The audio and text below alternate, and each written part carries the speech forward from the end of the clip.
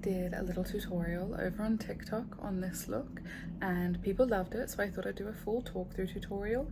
It's flattering and soft and feels very feminine. It's inspired by the sugarplum fairy and Christmas ballets and vintage Christmas cards where everyone looks very cherubic and round and soft.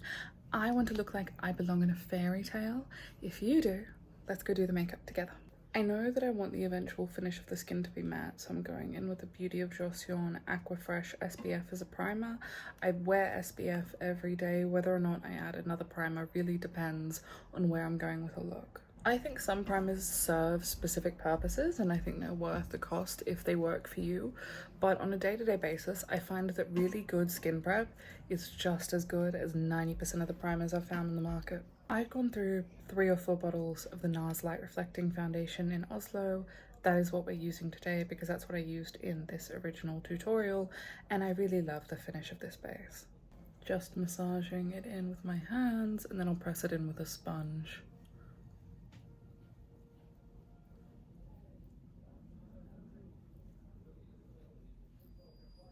With this technique, a single layer of foundation can very quickly look rather flawless. Correcting my under eyes with the Huda Beauty Faux Filter Corrector in Cherry Blossom. It's not a perfect shade for me, it's actually a wee bit too pigmented, but it's what I have at the moment, so it's what we're gonna work with. It neutralizes some of the discoloration I've got going on around my eyes. That's all I really need from it. This is my very beaten up and very beloved Huda Beauty Faux Filter Concealer in Royal Icing. This, if you have like hollow under eyes, just does the trick. It's very full coverage, so you only need a little bit of it, but it also has like a soft matte finish. So when you lay it over that genetic tear trail, it begins the process of slowly mattifying this area to make it appear more flat. I hope that makes sense. The further we get into my base, the more you will understand, I feel.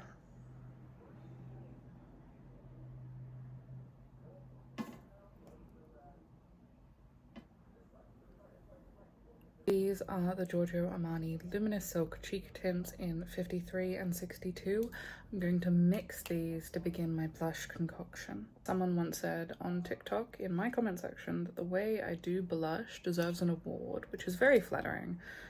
I attribute it to once being a painter who used to work with watercolor, so I kind of have the same principle when it comes to building color on the face. So you want to mix and press into the cheeks, a little bit on the nose. I also love the chin and the very top of the forehead. Being a little bit more varied with where you place your blush and bringing it into other parts of the complexion other than the cheeks, it's going to help your complexion overall look more cohesive. We don't just flush in one place when we do it naturally, so why should blush just go in one place? Love the light of my life, the Westman Atelier Face Trace Contour Stick in Biscuit. This step isn't really anything special today. I'm not even necessarily contouring with contouring in mind. I'm not trying to sculpt. I've put on a relatively full coverage foundation which robs my face of some of its natural dimension. This is going to put it back in. For those who don't know, I figured I'd drop a mention that I am indeed publishing a book next year. It's a fantasy heist novel about a crew of SWs who set off to steal a dragon. It's a whole heap of fun. It's called The Brass Wyvern. Back to the makeup. I'm priming my eyes. I really believe in a proper eye primer, not a concealer, not a foundation. This really does affect the longevity and lay down of an eyeshadow. It is something I recommend spending a little bit of money on. Spray your face with setting spray. Remember to blend that jaw contour, otherwise you'll look insane. Reminders of what to do with powder. Powder goes on a puff. I press it in and then I rub it into my hand to make sure it's all distributed on the puff. It doesn't need to be sitting on the top of the puff to work. Press that through the center of the face and watch the magic happen. With no powder, nothing whatsoever, all that shine, I don't mind it, but it's drawing attention to my hollow under eyes, my smile lines, this little bit here. I think the difference speaks for itself here. I'm not being shy about the powder today. I think with these like snowy, icy makeup looks where you kind of want to look a little bit doll-like and perfect, having quite a matte base really contributes to the overall look. It's a little detail that I spot every time. I do hate to say it, but I did buy the Huda Beauty Icy Nudes palette, and I'm obsessed with her. I think this colorway is very uniquely curated to things that I love at the moment and tones that I've been wearing for the last year, and I literally haven't put it down since I grabbed it, so I can't complain. If you're trying to follow along at home though and you don't have this exact palette, I'm going to be working within this kind of realm. A rosy transition tone on a fluffy brush. What I'm going to do is I'm going to place it at the outer corner, sweep it up into the socket, really working with the natural shape of my eye. I'm going to do the motion again for you so you can see it up close. Place, swoop, place, swoop, and just keep building until you've got the appropriate level of color. Look at this tone of eyeshadow for reference for what you're doing. I'm going to take that and focus it in a slightly smaller placement than our previous eyeshadow, but in a very similar motion, tucking it into the outer corner and fluffing it up into the socket ever so lightly. Going back and forth with the fluffy brush to blend.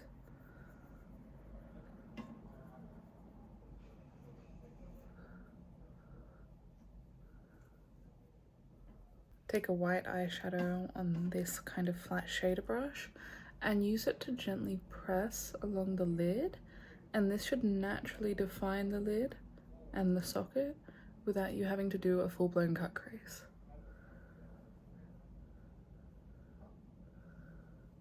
I'm also going to pop a little bit of that white on the inner corner just to define and highlight there.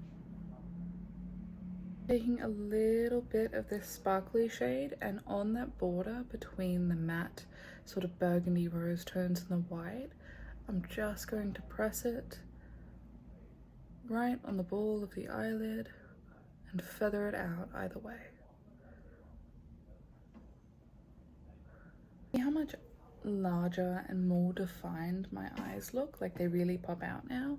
This kind of look should work on any eye shape as long as you're working within like the parameters of your eye. You don't want to copy my eye shape and how this looks on me. You want to work this into the natural bone structure that you've got.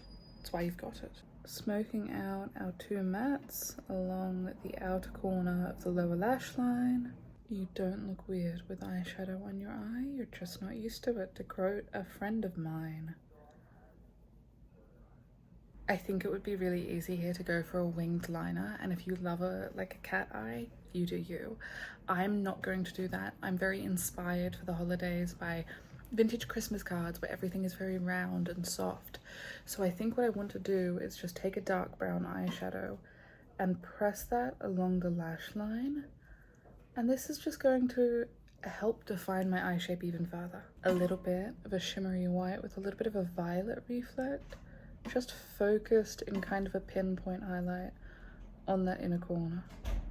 Here's kind of a look at the eye look so you can see what I've done up close. From here, we're going to do a little bit of mascara and lashes. This is the Benefit Fan Fest. I am mostly using this because it doesn't smudge on the lower lashes. When I'm wearing a full strip lash, the mascara doesn't matter so much.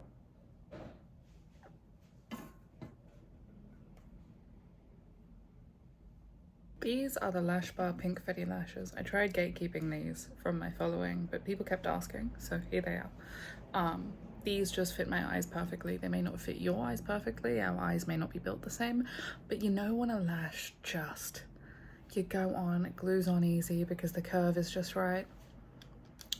That for me, these are what these are. You see what I mean? I just like dropped that on. I didn't have to do anything. Wait for the glue on my other lash to dry. I'm going in with the MAC brow pencil in Spiked, and I'm just gonna start drawing in the tail end of my brow. Black eyeshadow on an angled brush, just using that on the tail end of the brow, right over where I placed that pencil. This just kind of makes sure that the density of the pigment in the tail end of my brow is thus that it's not super obvious that I don't have any hair there because I shaved it all off. Just gelling the brows into place.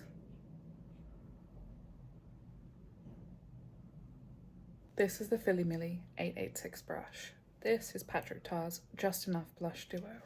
Together, we will make magic. You dust it along the Philly Millie, tap off the excess, and then you literally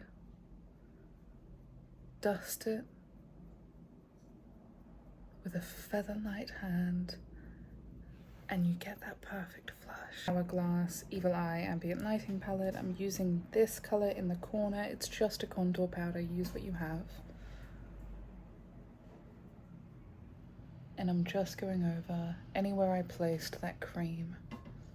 Like a frosty white highlight. So I'm going to take this guy. This is the Giorgio Armani Luminous Silk Aqua Highlighter in 1 because it is the lightest shade. I do find if I go in directly with the applicator, it will move my base. So I'm just offloading product onto my hand. I'm gonna dab in that and then apply it with my fingers.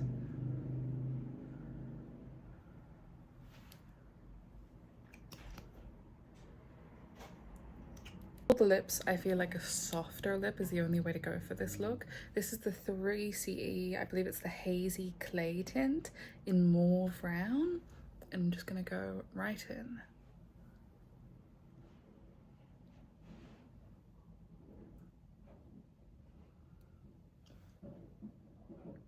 Really blend that in with a finger. Now we go in with the Remand Lipmate in Dovey Pink and just shape the edge of the lip with this lip pencil.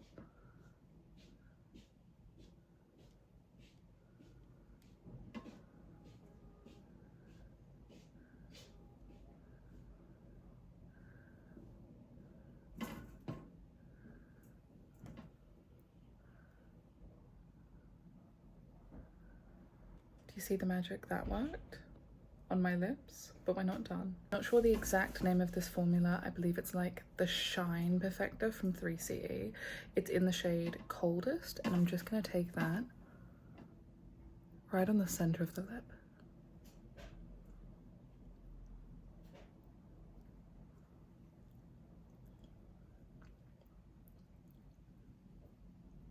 This is the makeup look up close. I fear this base really does do the thing, but I think it's time that I get this hair sorted, right? And this is the finished look. I feel really beautiful. I love this formula for a look, and I've used it here and there with little color variances. It almost always just makes me feel really pretty. So I hope if you try it, you feel really pretty. I love you all so much. Let me know if there's anything you want from me or a tutorial you've been dreaming of, and I will see you another time. Bye.